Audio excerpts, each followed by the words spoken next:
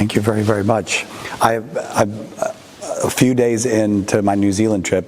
This is not how I usually talk. I apologize for that. It doesn't hurt. Well, it doesn't hurt me, but you'll have to put up with it. So I apologize for that. Some of you I've already spoken with, and you have an experience of Catholic Answers in one way or another. The Catholic Answers radio show that I host, Catholic Answers Live, has been around for 25 years. And 25 years last January. I've been there just for 7. And it's a very, very successful radio show, and you wouldn't think so if you describe it.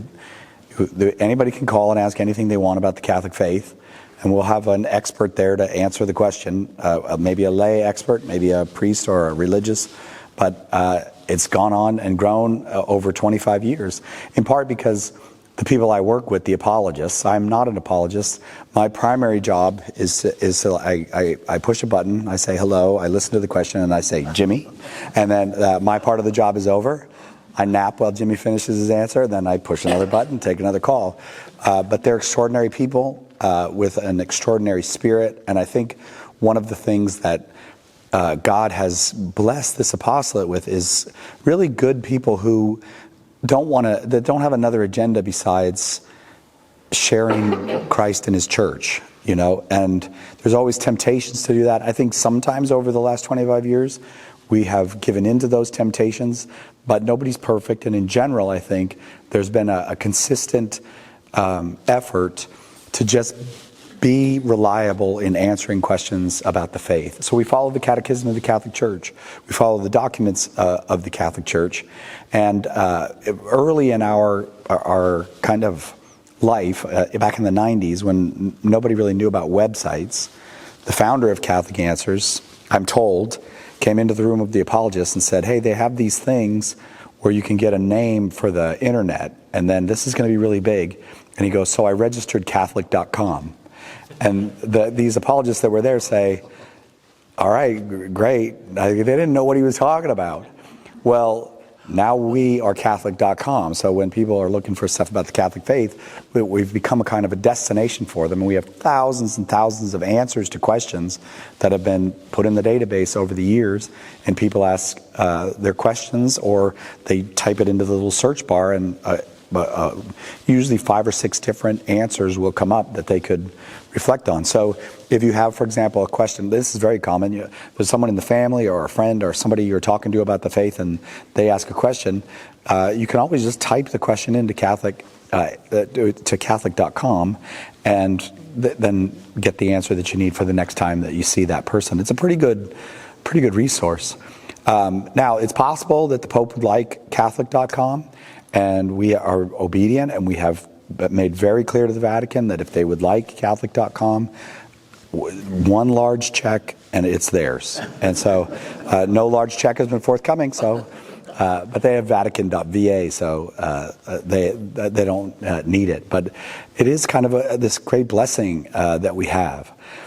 In the United States, in 1997, there were 7 Catholic radio stations. There were more than 1,500 Protestant radio stations. There were 7 Catholic radio stations. But that year, a couple of miracles happened. God called 3 different guys in 3 different parts of the country who were, each of them was wealthy in his own way. One was a pizza maker, one was a home builder. I can't remember. I think the other one owned some kind of medical practice of some sort, and each of them got inspired to start a Catholic radio station. They wanted to start radio stations in different parts of the country. Somehow they found each other, because you start looking into these things, and somebody goes, oh, there's another guy down in Florida that wants to do that. And they all met with a little Alabama nun, Mother Angelica, who was running EWTN television at the time. And she said to them, when they came down to Alabama to meet with her, if you buy the stations, yes? Excuse me, there's a few people that can't quite hear you. Oh, a little louder. I could do The first lady we heard very well, but yours is down here, so just not people. Oh, you want me to use the different microphone or just hold it up here? Just I apologize. Usually I'm loud, but that's been taken out of me. So in 1997, these gentlemen from different parts of the United States who wanted to start Catholic radio stations met with Mother Angelica. She said, if you buy the stations, I'll give you 24 hours of programming a day for free. And anybody in the United States who starts a Catholic radio station can have our programming for free. And it just so happened that at that time, Catholic Answers had decided they wanted to make a radio show.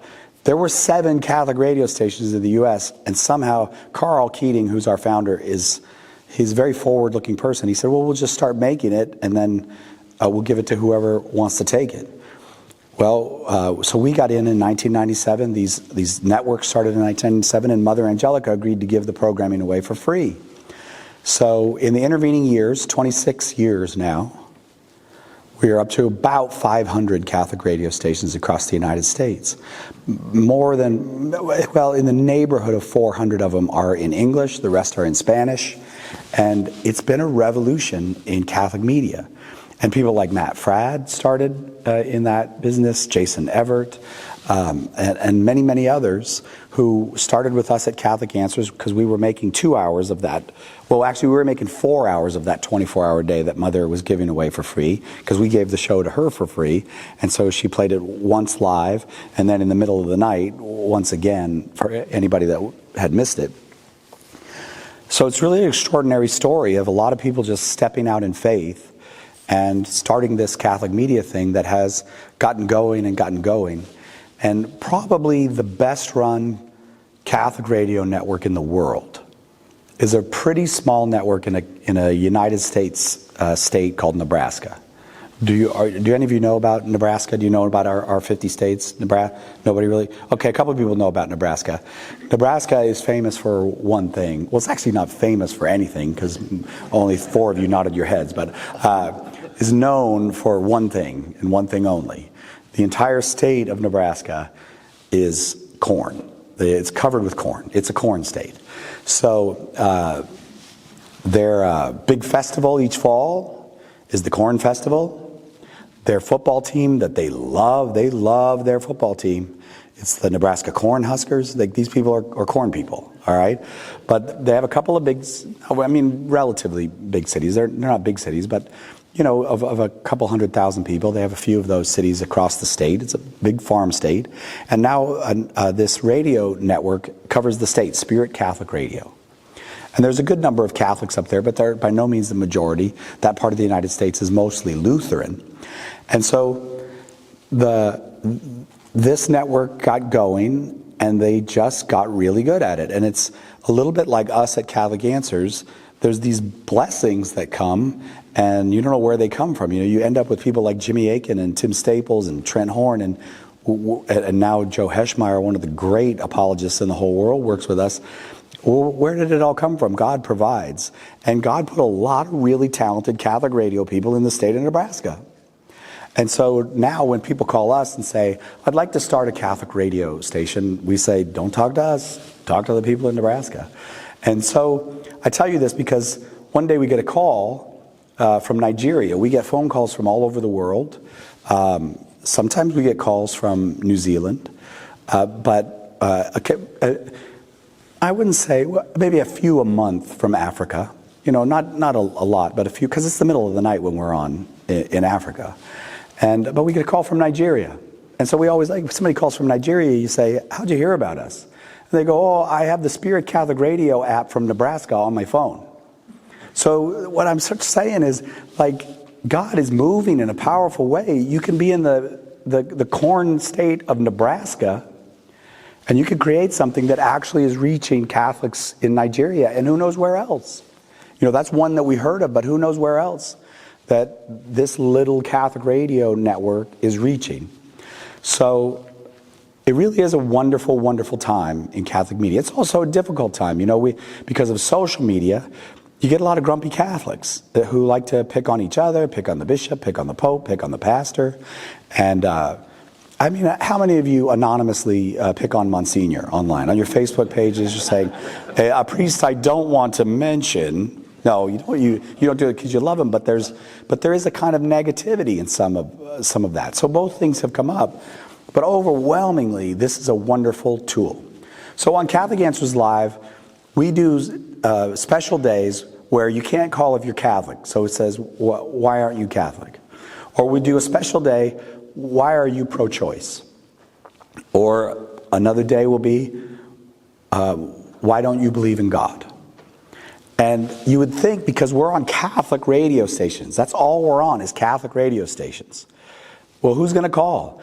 But the lines light up with people because there are thousands and thousands of people who listen to Catholic radio alone in their car, probably yelling at us, these people, that kind of thing. And then they pick up the phone and call. And we have these wonderful conversations with we're pro-life people having with pro-choice people. And I always say when we do the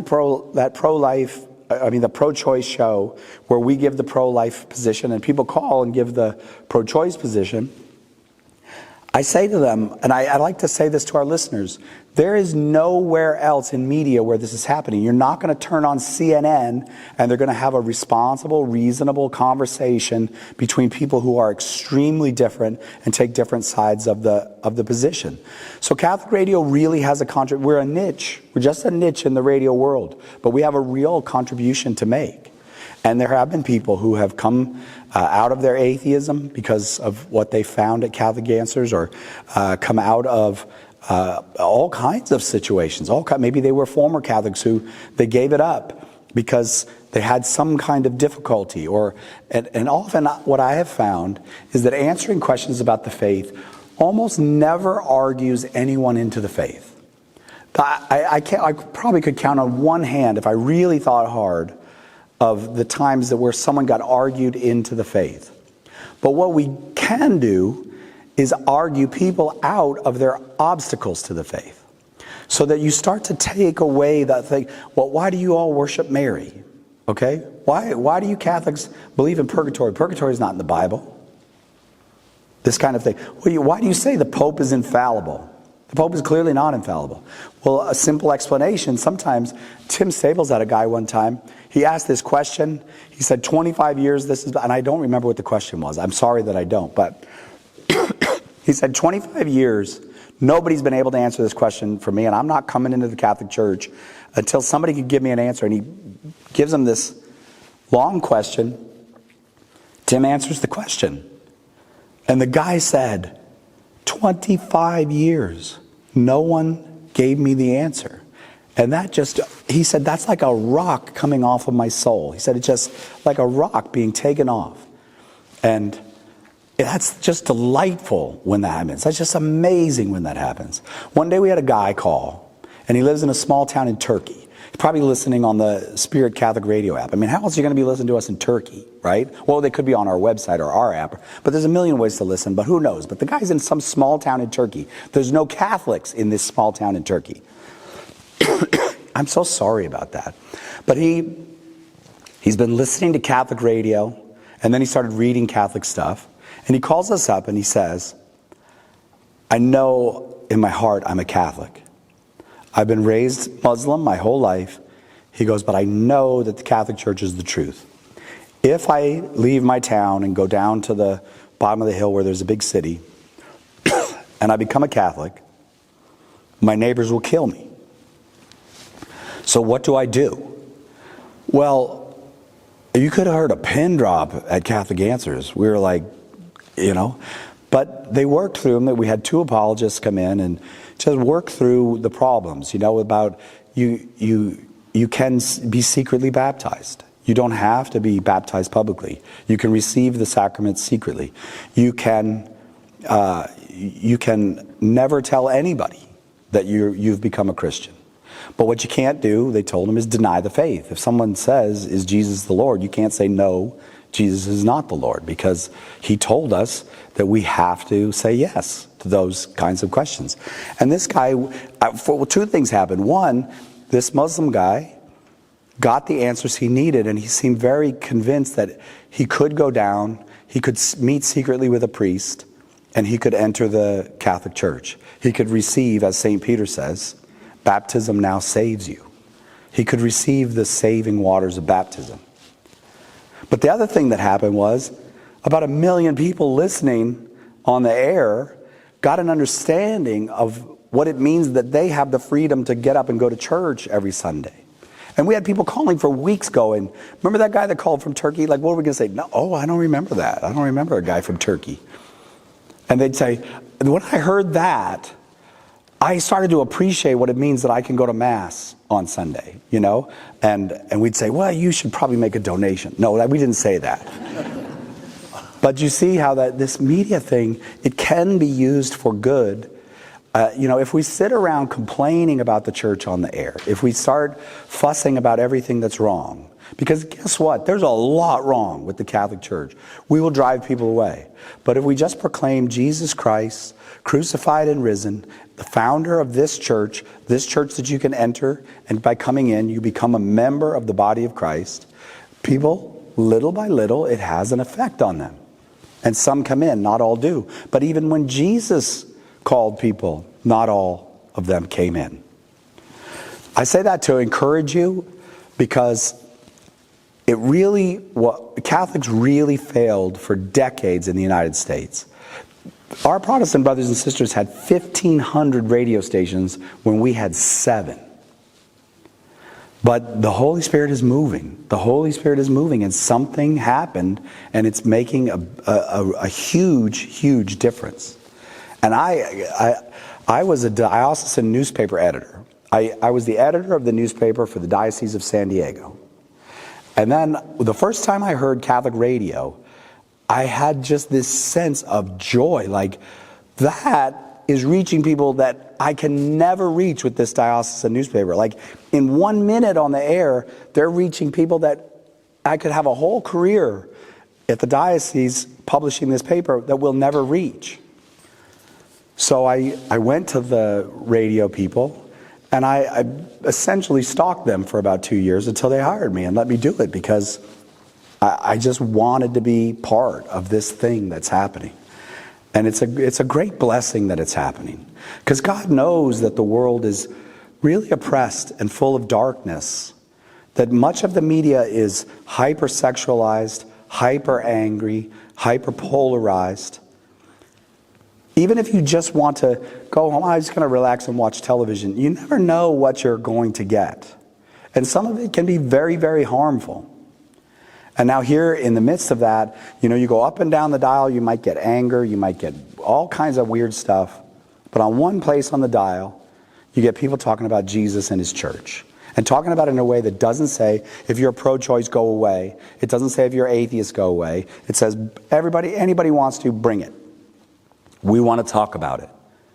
Because, as St. Paul said, faith comes through hearing. And so radio is really a privileged medium. By hearing the message, people come to faith. People who may already be disposed, or who never have been disposed, but miraculously now can gain the faith in that way. I want to talk tonight about this darkness that we live in, this dark time that we live in which many, many evils are all around us. And within our own church, too. You know, there's a kind of bitterness. As much as I am so happy that we've had this media revolution in the Catholic Church in the U.S., in the Catholic Church in the U.S., there's also some bitterness where we don't get along with one another. I like this form of liturgy, and this is the only valid form of liturgy, and kind of putting each other down and making... I have no idea if that's the case here, but we're perfecting it, so we'll send it out when we've got it finished, and you can all enjoy that kind of thing. So the darkness is around us, and even in the life in the church can be disheartening for many people, especially when there's a kind of coldness, you know, of complacency in the church, and not a desire to go out and make disciples of all the nations. Right now, when the nations really need to be made disciples of Jesus. But in the midst of that darkness, there is a tremendous light. And that is the main thing I would like to talk about. In the cycle of the Christian life, we're talking about bringing light to the darkness, bringing life where there's only death, bringing joy where there has been nothing but frustration. And we were given a roadmap to do that at the Second Vatican Council, in particular in a document called Lumen Gentium. Lumen Gentium is the most important document of the 16 documents of the Second Vatican Council. And I know it's the most important because of all the documents of the Second Vatican Council, Lumen Gentium is quoted more than all the rest put together in church documents and in secular documents. Lumen Gentium is and it's because it's the dogmatic constitution on the church in the modern world. It's a dogmatic has to do with what's real and what's not real. What do we affirm as real, and what do we say, no, that's not us? And the question before the fathers at the council in 1963-64 was, what's the definition of the Catholic Church? What are we going to tell the world that we are? And the reason that this question had come up was there had been a First Vatican Council in the 1860s. That council had not been able to finish its work because of the Franco-Prussian War, which had disturbed life in Rome. So everybody knew for several generations there was still work to do, and we'd have to get back to it at some time, but World War I, the Great Depression, Second World War, the rebuilding of Europe after the Second World War, there never seemed to be a time to have this council. I was told by a quite elderly gentleman the other day that in the 1950s, after Mass here in New Zealand, the bishops had instructed people to pray for a council because everybody knew the church needed a renewal. It needed a response to what had happened. And what do I mean by what had happened? What had happened was the Second World War. And in the Second World War, Catholicism didn't do all that well. When Nazis were rounding up Jews, Catholics brought their neighbors down to the station in places like Hungary and in France, in Bavaria, the heart of Catholic Germany. Catholics just didn't do that well, and we knew we hadn't done that well. The council begins only 18 years after the discovery and the opening of the death camps, where the news got out about the millions of Jews killed. So there was a sense in the church that, hey, we're the church, we're God's people, but we failed when when everything was on the line morally. Now, we did not fail completely, but I will also point out that the guy who dropped the bomb on Hiroshima was a Catholic boy from South Boston. So in all the evils of the Second World War, in other words, there was a sense, two things that the church needed to address. One, how can the world go that mad that it would kill 100 million people in 4 years? Like we needed to address that there's something wrong with modern life itself. And we needed to address that we as Catholics hadn't done great. Now, we had done some very, very good things. There was a bishop of Munster in Germany who, he's called the Lion of Munster. You can look him up. Bishop Galen.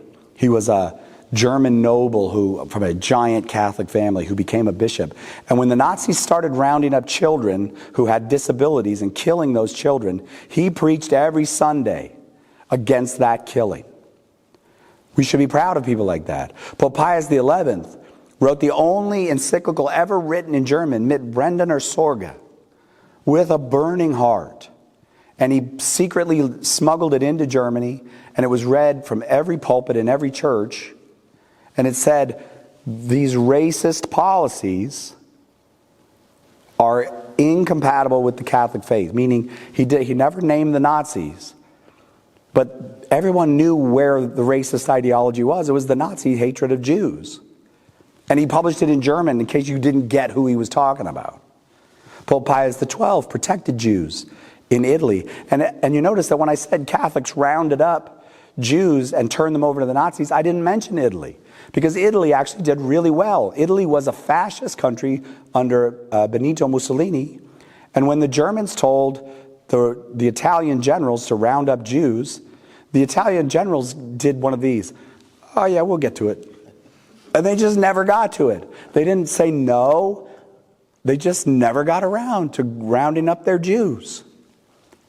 So it's not that we did terrible, but it is, after the Second World War, there was a terrible state of trauma of this was not right, and nobody in the world did well, and the church had to reflect on that. But also in the 1950s, the jet engine, moving people around the world quickly, television spreading everywhere, You know, from the year 1949, when almost no one had a television, to the year 1960, almost everyone had a television. That's a radical change in 10 years, or 11 years. We were going into space. The Sputnik had gone around. There was now the space race. So there was this sense also that we had just failed terribly as a human race, committed the greatest mass murder in the history of the world, gone completely insane, 2 world wars. But there was also this other thing that was happening, which was we're heading out to the stars now. We're going to be a different kind of people. So the church had to say what she was in this. She needed to reformulate for the world what her role in all of this was. And so this was what the theologians who prepared the document, Lumen Gentium, were told, is to write a constitution for the Catholic Church, dogmatic constitution on the church in the modern world. It's a response to the modern world. And then the bishops of the Second Vatican Council didn't really like the document that they got. And so they revised it themselves, sitting there in St. Peter's, giving their different speeches and whatnot. They revised the document themselves. And they did a magnificent thing. They realized in revising the document that when the church defines itself, when it says what it is, it cannot refer to itself. It doesn't refer to itself when it defines itself. So the document begins with these words. After all of the killing, after all of the death, after all of the darkness, this was the church's response. In the first line of Lumen Gentium, Jesus Christ is the light of nations. Jesus Christ is the light of nations. The church was said, the fathers loved that opening because it didn't mention us, it mentioned the one who we proclaim, and it said to the world, after all of this, and even with nuclear power and going out into space, we still don't have anything to offer except Jesus Christ, who will be the only light that will make all of this work. Without him, the world you're building won't work. With him, it will work. Jesus Christ is the light of the nations. And then there's a comma and there's a subordinate clause. The entire document is about 50,000 words. And the entire document is subordinate, because of that comma, to this sentence, Jesus Christ is the light of nations. And then it says, comma, because this is so, and then it tells about everything that the Catholic Church does. Every single thing we do follows the words, because this is so. This is what a bishop does, because Jesus Christ is the light of the nations. This is what a priest does. This is what a marriage is. This is what a woman religious and a man religious do. This is what the sacraments are. They reinstated the deacon, the permanent diaconate, brought it back. They talked about our devotion to the Blessed Mother. All of this follows Jesus Christ is the light of the nations, comma, because this is so, and then 50,000 words on us. And that's what I want to talk about, is what's in those 50,000 words is a description of the Christian life. And when we remember that right there at the beginning of this new era in the church, the Holy Spirit gave us a description of what we are supposed to be doing, and we often forget it. We forget what the Holy Spirit, through the Council of Fathers, told us we are supposed to be doing. We got a 2-word definition of the church, which I'll give you in a minute. We got 4 points on the Christian life that make a cycle. And if we hit those 4 points, we have the fullness of the Christian life. We're living the fullness of the Christian life. And I noticed when I was trying to write a book about this, that these 4 points all correspond with the life of Peter the Apostle. So I want to share with you how what is in Lumen Gentium just highlights exactly what's in the Gospels regarding Peter. You'll notice that we Christians often treat Peter as if he's kind of a buffoon. Right? Like Peter, oh, there's Peter again. He's walking on water, now he's not walking on water. He's saying he's going to do something, he doesn't follow through. Jesus is like, get behind me, Satan. All right, Peter's always messing up. But I want to tell you something else about St. Peter. He's a great man. He is not a buffoon in any way. He is a great man. And let me see if this will convince you that he is a great man. The reason we have the picture of Peter as a buffoon is because Mark's gospel is the first gospel. And in Mark's gospel, Peter looks ridiculous. He just cannot get his act together. Well, who is Mark? Mark is a follower of St. Paul. And if you're a follower of St. Paul, pretty much within a few years of becoming a follower of St. Paul, you'll be sick of St. Paul. Because St. Paul is apparently very rough on people. So after a while, Mark quits being a follower of St. Paul and he becomes a secretary for St. Peter, following Peter around. Peter clearly goes around, because we have a record of this in Papias. Peter goes around, that part of what he does in Rome and in Antioch is he just goes around and tells people the story. You know, like you get a group together, like we're together tonight, and Peter would tell you about his life with Jesus. And Mark wrote it down. But Papias says that Peter was a person who only told little short stories. He told these little short stories and then explained what they meant.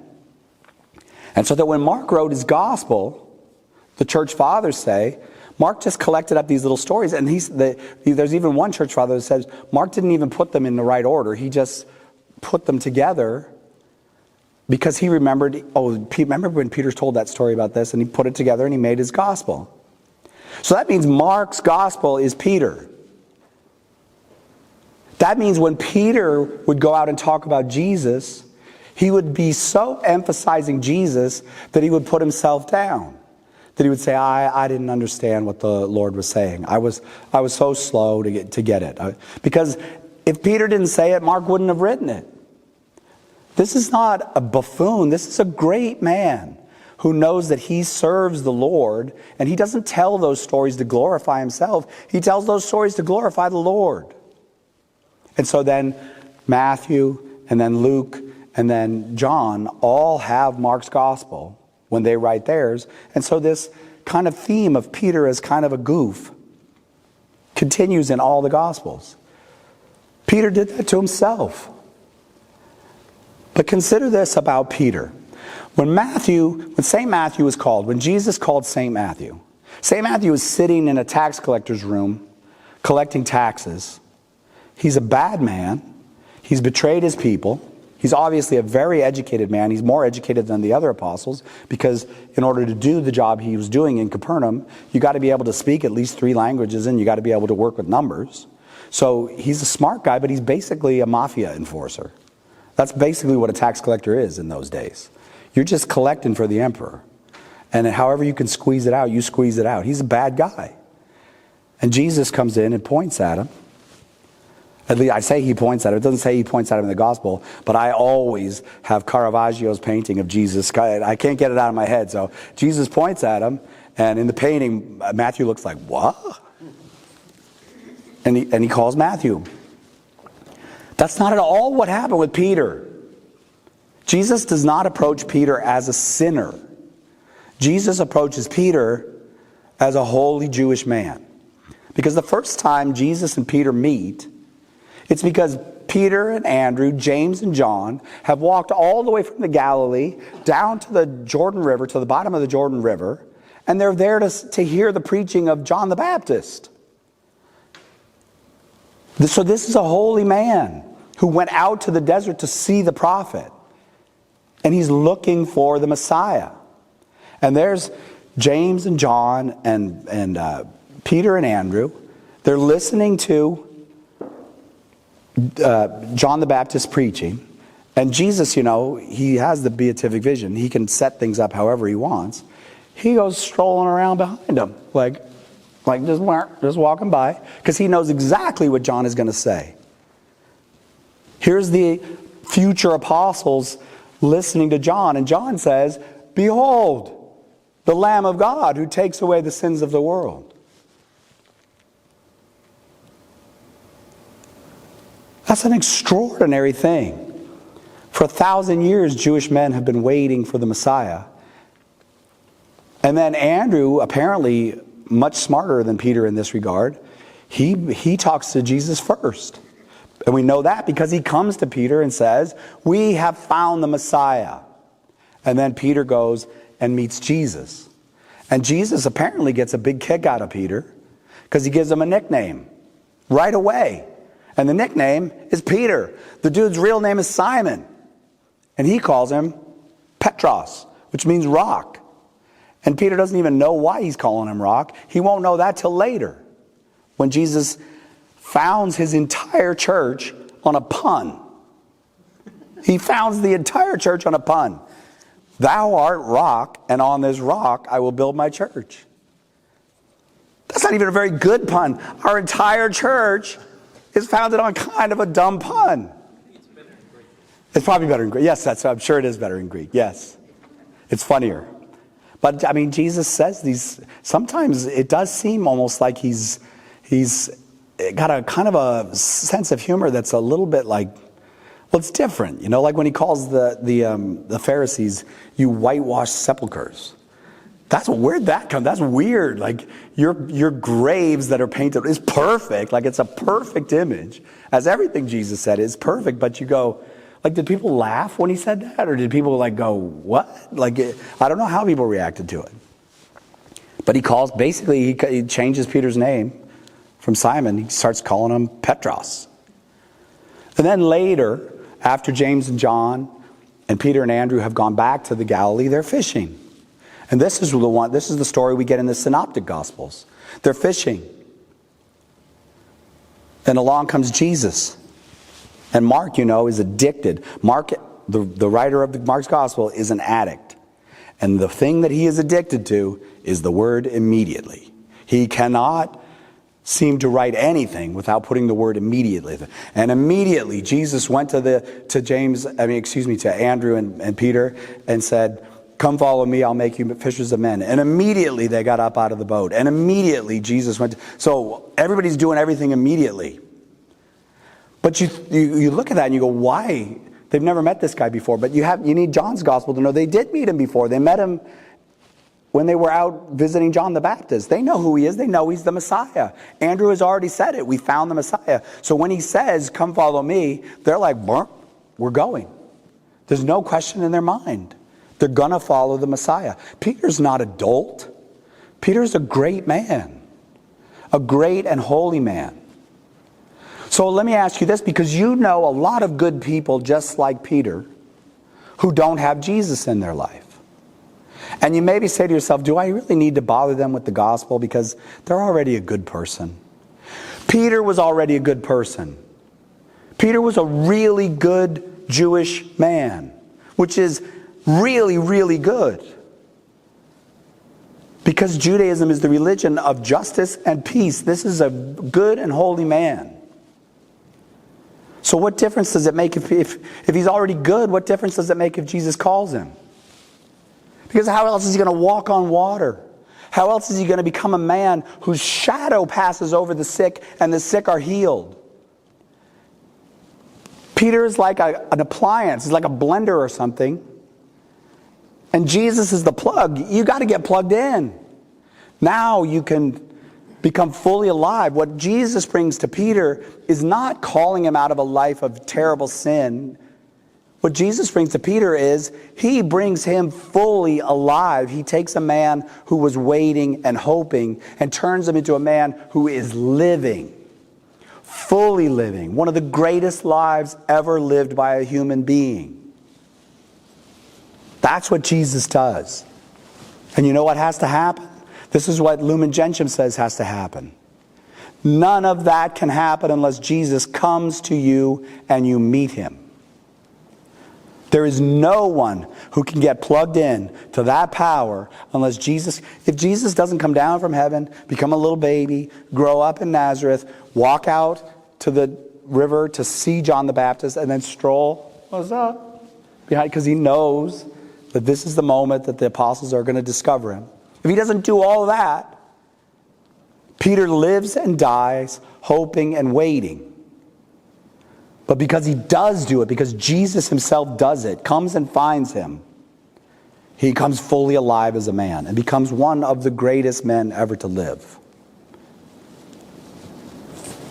An extraordinary, amazing man, Peter.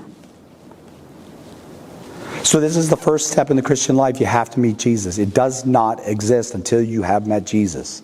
You might have all of the equipment, but it ain't plugged in until you have met Jesus. So anybody here tonight who does not know for sure whether they have met Jesus, or maybe there's part of you that thinks that part of me hasn't fully met Jesus. It's easy. You go like this. There he is. You say, Lord, I would like to meet you. I don't think I have fully met you. I think maybe I've tried, but I haven't had that meeting that I want to have. What percentage of people who sincerely pray that do you think meet Jesus? Just take a guess at the percentage. Studies have been done. It's 100%. Jesus said, ask and you will receive. Seek and you will find. It's not like ask and there's a good 70% chance that you'll receive. It's 100% guarantee. Everyone who asks sincerely to meet Jesus meets Jesus. Now, we don't always recognize him right away. Sometimes it takes us years to recognize him.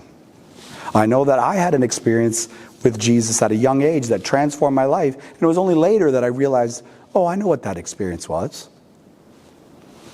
That was a meeting. It took me decades to figure it out. But I'm very slow, as I'm going to demonstrate to you in a minute, because the second thing that comes in the cycle of the Christian life now begins. Now that Peter has met Jesus, the second stage in the Christian life, and Peter is the first person to live through it, is conversion. We need to become like Christ. Conversion is becoming like Christ. Now, most of you are Kiwis, correct? Yes? Some of you don't look so sure. Do you know where you were born? All right. So most of you are Kiwis, right? I'm from California in the United States. So we talk differently. We don't talk the same. I mean, I don't always sound like this, but we don't talk the same. Like, there's a thing in this world that everybody knows is called a shopping cart. You weirdos say trolley. Shopping cart. Yeah. You say trolley. A trolley is a thing that goes on the tracks down the street, and you jump on and you jump off. What you are pushing is a shopping cart. But here's what would happen. If I lived with you for 3 years here in New Zealand, first of all, you would get tired of me. But second of all, I would start saying trolley. Because no one would really dig it if I kept saying a word that's unfamiliar to everybody. So I would start saying trolley, and I would start saying other weird things that you say. And I'm not saying that everything that you say is weird. I don't want you to be offended. I'm saying most of the things that you say are weird, all right? I'm not really saying that. Please don't be offended. Just like two people look at like they might actually be offended. I apologize. I kind of apologize. All right, so I would start talking like you if I lived among you, because that's what human beings do. They accommodate themselves to one another. They figure it out. They negotiate it. This is what Peter did for 3 years with Jesus. He's watching him knowing he's the Messiah, so the way Jesus speaks, he begins to speak that way. The way Jesus treats people, he begins to treat people that way. The way Jesus deals with problems, he begins to deal with problems that way. The way Jesus prays, he begins to pray. The walking with Jesus, the conversion, is it's just exactly what would happen if I came here and lived with you. Or you came and lived with us in California. It's an adjustment to become like the other person so that you can live with the other person. But in this case, there's the added thing of Peter knows he's the Messiah, so he's actively imitating him. And Jesus knows he's building a church, so he's actively teaching Peter. So we get those things in the gospel where Jesus heals someone. And then he says, don't tell anybody about this. Isn't that weird? Like, okay, yeah, all right, here's the deal. I'll make you not blind. Don't go tell anybody. I'll take that leprosy away. But don't tell anybody. Why does Jesus do that? Well, most scholars would go, it's called the Messianic secret, and most people say the reason Jesus does that is he's building something, and he needs time to build it. And if people start going around saying he healed me, then it's going to start to draw what we might call law enforcement attention. And Jesus will go to the cross earlier. And he doesn't want to go to the cross, or he was going to go to the cross for us, but he needs 3 years to build his church. Jesus died for us. Jesus rose for us. Jesus ascended into heaven and intercedes for us forever. But that's not the limit of what he did. He did more stuff for us. He left us a church. And so he had to build that church, and that's the word he used, build. He builds his church for 3 years. We all have to go through that process of conversion. We have to. But deeper and deeper it has to get into us to imitate Jesus and be like him. I spent a lot of my life in Boston. I went to Boston College. I went to the University of Massachusetts. And Boston is the rudest city in America. I love Boston, and I love the people of Boston, but it's the rudest city in America. And driving in Boston is very much like serving in the Viking military. It's a lot of killing and maiming, okay? It's horrible. So, my wife and I, we have 3 kids. One day, my wife is working, so I have the 3 kids in the car, and we're driving down the road. And all my life, because of this Boston connection, I'm a terrible driver. A mean driver that cuts people off. Or if you cut me off, then I don't want to say everything about it, but I would, you know the kind of driver, like a road raging maniac. That's what I was. So I'm in the car with my 3 kids. The oldest one is about 6 years old. We're driving down the freeway, and these girls, these California surfer girls, are in a car behind us, riding this far from my bumper. Okay? This makes me very unhappy very quickly because I'm a road rager. Have you ever heard of something called brake checking? Where you just bump those brakes. And those girls panicked behind me. Ah! And they slammed on their brake and they're swerving and all this. I'm a 35-year-old Christian man with 3 children in the car, and I did that. Now I would like you to guess, where was I taking the children? Yes, it was Sunday Mass. I was on my way to Sunday Mass. So it occurred to me at 35 years old, I was so stupid, this never occurred to me before that, I have to follow the gospel when I'm driving too. Like I always just treated that as an exception. Like the gospel, I love the gospel, but driving is serious business, no place for the gospel. 35 years old. That's what I mean about conversion. It has to find those places that are resisting or that you've withheld. And it gets in deeper and deeper and deeper. And we become more and more like Christ. Some people do it very quickly, like Therese of Lisieux, right? She's not going to be brake checking people in her horse-drawn cart or whatever they did then. Some people are slow, like me. Jesus is very, very patient. And he was very, very patient with Peter and the other apostles. This is the second step. First, you have to meet Jesus. Second, you have to take the time to become like Jesus. The third step is the highest step. It's the most important thing that can ever happen to anyone. There is nothing better than it that will ever happen to you. It is the source and the summit of our life together in the church. It's called communion. And one day, Christ offers communion to Peter, and Peter enters into communion with Christ. What is communion? If you think about the word community, communion is a subset of that. It's a type of community.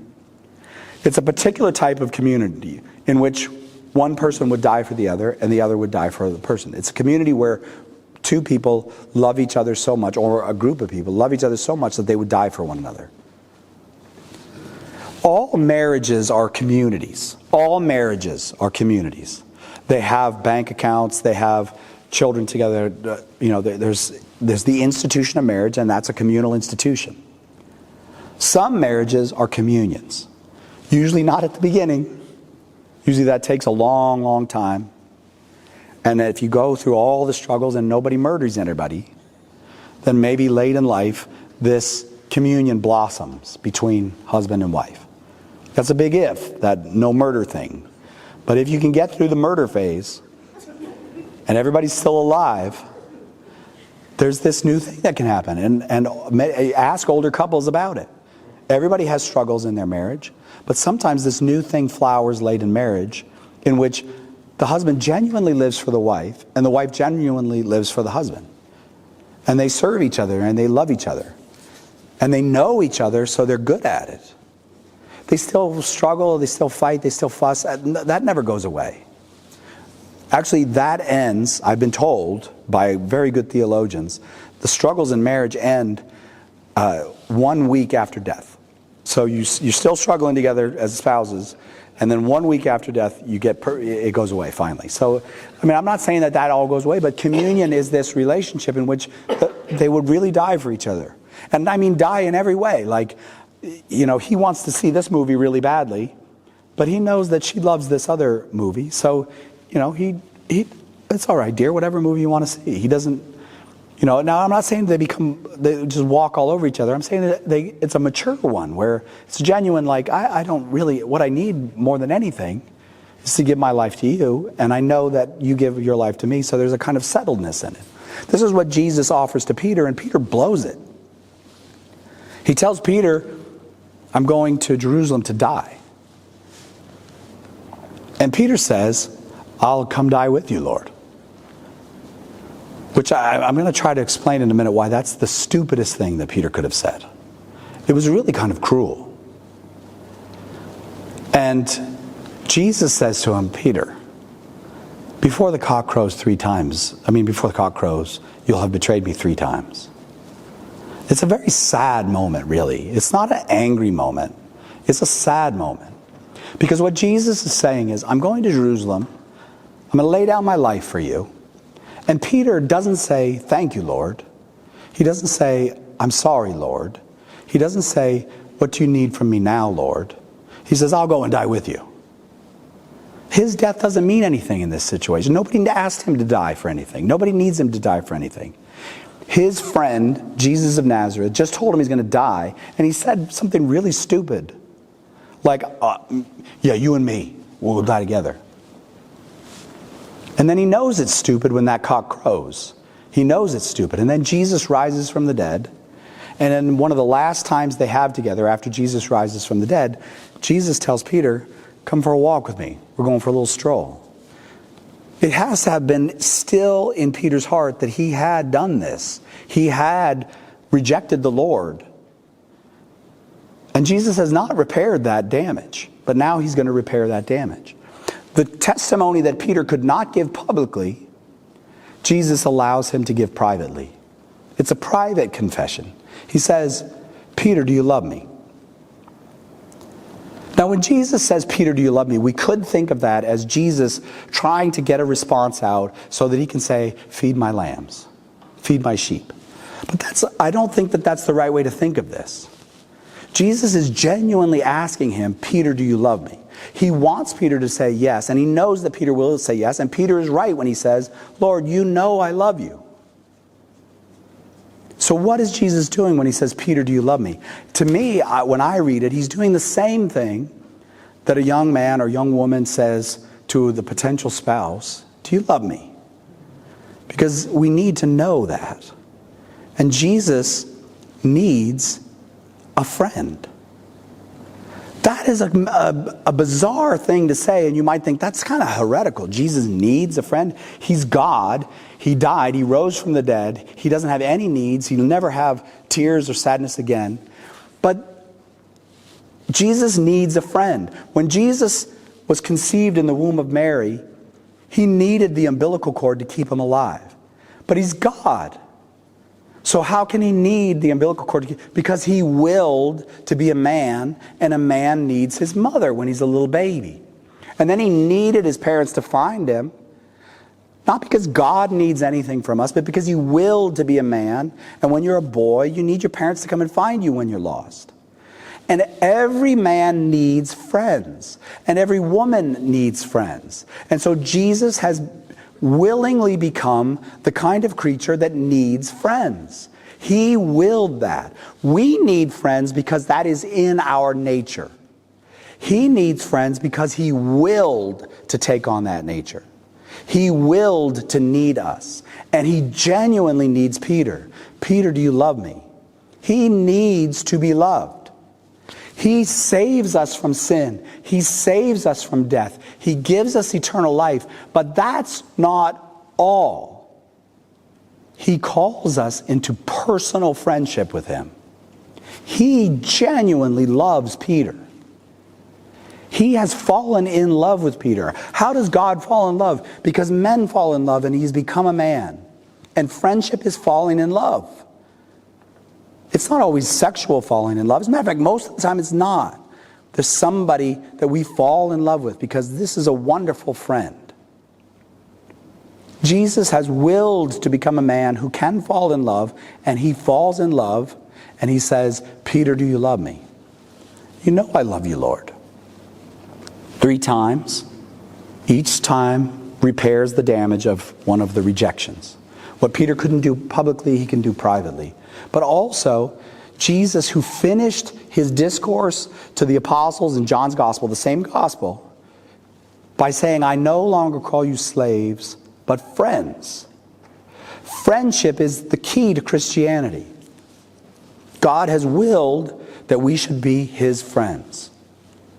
He has willed that, and that we should be friends of one another. This is very, very important to God, or else it wouldn't be the last thing he says to them before he goes off to die.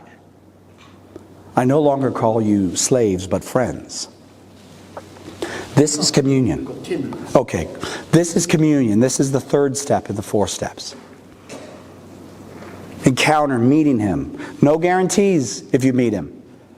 The rich young ruler had the same invitation Peter had. Sell all you have, give it to the poor, come follow me. It wasn't a command, it was an invitation. And the rich young ruler couldn't do it. So the meeting Jesus doesn't guarantee anything. We have to enter into the conversion of heart that makes us like Jesus. We have to enter into, willingly follow him, learn from him. Pray the way he prays, the Our Father, the Mass. Respond to people the way he responds to people, charitably, with forgiveness, even unto death. Conversion brings us into communion with him, where he can love us personally as friends. There's a moment in your life, a moment in time and space, not some abstract thing in, out in the theoretical universe somewhere. There's a moment in time and space in your life when Jesus willed to fall in love with you. It may have been very young. It may be very recent. But he willed to fall in love with you. And he wants, not just wants, he needs you to fall in love with him, because he has taken on a nature that needs friends. This is the invitation to the Christian person, to be a friend of Jesus. After the communion that Peter enjoys with Jesus, he spends the next 35 years of his life on the 4th step. So the 1st step happens in about a day. 2nd step, 3 years. 3rd step, on a Thursday night. 4th step, 35 years. Here's how Lumen Gentium defines the Catholic Church. Communion and mission. What is the definition of the Catholic Church? We are a communion who are on mission. We are a communion of love that's on a mission. That's us. That's the definition of us. That's what the Fathers said at the Second Vatican Council. So our lives of entering into friendship with Jesus, of being in love with him and being loved by him, is now like Peter's life. Spend the rest of your life. Hopefully you won't end hanging upside down on a cross. I do not recommend that. Not from personal experience. Just seems unpleasant to me. But you will have crosses. Many, many crosses. Take up your cross each day and follow me. It's not a promise of perfect bliss in this life. But it's a mission. We have a mission. And it's beautiful that this parish has this community that's being built up that is on mission together, is on a mission to draw other people in, to invite them in, to make the place a place where they can fall in love with Jesus. And here's the thing about the cycle of the Christian life. When you introduce someone else to Jesus, the cycle starts for them. They have a choice. They meet Jesus through you. They could go to RCIA, undergo the conversion of becoming a Catholic and becoming like Jesus. They could enter into communion with him. They could go on mission too. But somebody else starts on that cycle too. It's you. You start on it a second time. Because when you bring someone to Jesus, you meet Jesus in a new way. Where you were his friend, you were his disciple, now you are his co-worker. That's a new way of meeting Jesus. And again, you start on the cycle. Now I will be formed as a co-worker of Jesus. What does it mean to be a co-worker of Jesus? Did you ever notice how hard Jesus is on Mary? He's hard on Mary. He says harsh things to her. Do you know why he does that? Because she is his co-worker before anybody else. Because he knows that she has a mission, and he never denies it to her by making things easy on her. He wants her to have all the graces that come with being his co-worker. He's not that easy on the apostles. He wants them. Now, at the end of Matthew's gospel, Jesus ascends into heaven. And now he's in heaven and they're on earth. Except that's not what the gospel says. It says, and when he gets to sit on his throne in heaven, it says, and he worked with them day after day, building up the church. They have become his co-workers.